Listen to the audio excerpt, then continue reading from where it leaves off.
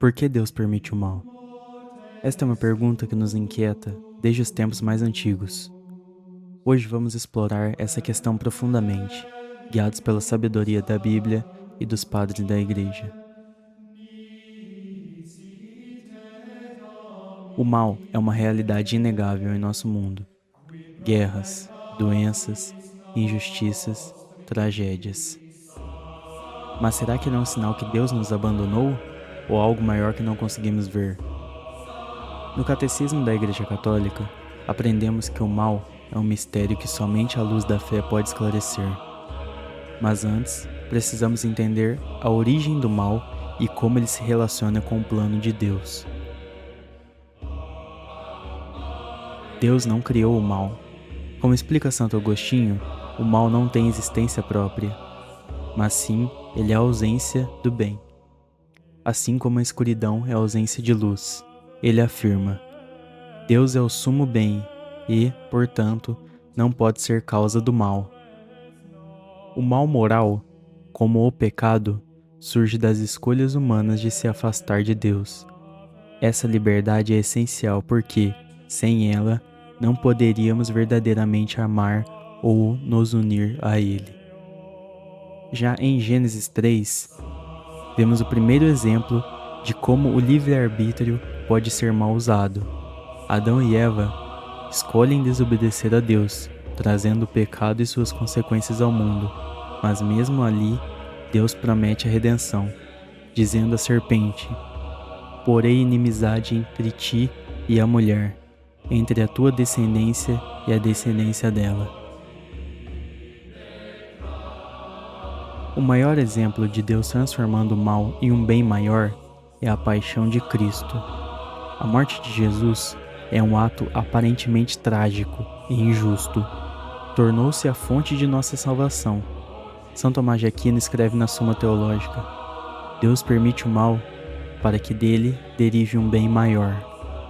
Isso não significa que Deus deseja o mal, mas que ele, em sua infinita sabedoria, utiliza o mal como parte de seu plano de amor e redenção. São Irineu de Lyon também nos ajuda a entender que o livre-arbítrio é essencial para a nossa relação com Deus.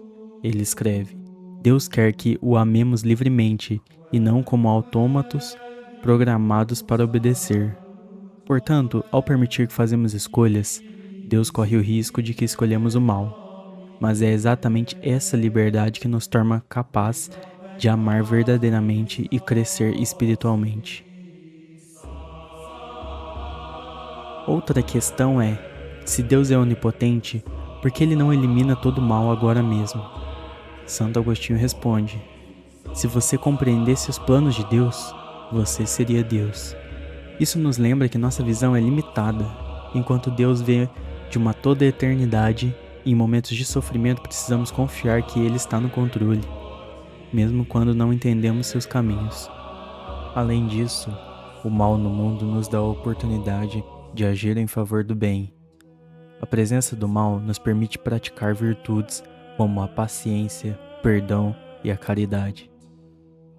Por exemplo, se não houvesse pobreza, não haveria necessidade de caridade. Se não houvesse perseguições, não haveria oportunidade de martírio. Deus permite o mal para que, ao enfrentá-lo com fé e ação, podemos colaborar com ele na realização de sua obra redentora. O mal natural, como desastres naturais e doenças, pode parecer um grande desafio para a nossa fé, mas o Catecismo nos ensina que Deus, ao criar o mundo, estabeleceu um conjunto de leis naturais. Essas leis podem resultar em sofrimento, mas são partes de um plano maior, que envolve a liberdade da criação e a possibilidade da renovação. Em suma, Deus usará até os males naturais para levar à salvação e à glorificação final. Tudo que foi criado, embora sujeito ao mal, será redimido no fim dos tempos.